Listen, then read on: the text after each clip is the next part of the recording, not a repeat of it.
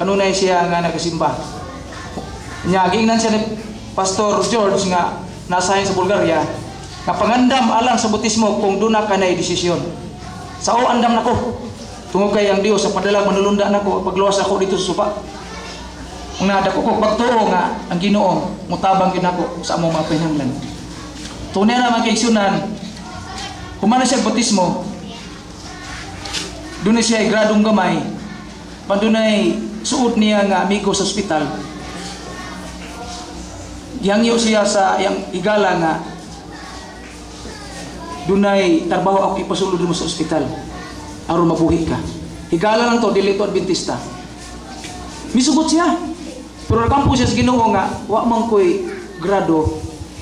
Pero ngano mang gihire man ko sa ospital.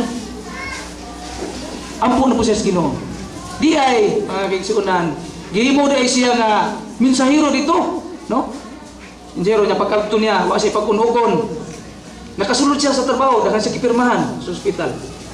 Ug niya samtang siya moadto sa magdasa og Bible ug leksyon, magbasa-basa siya pa siya trabaho, basa-basa siya leksyon. Dunay mga kauban niya nga nakakita sa iya nga matubag ini to han Diyos nun gini kay magbasa magbilis samtang di pa siya magtrabaho. Unya kita niya ang ubang mga aplikante dunay mga motrabaho sa ospital nga mga dalaga nga kanabang mo intra sa pagtrabaho nga apply. Nakita niya nga magbasa siya dito sa ganghaan nga kanang manager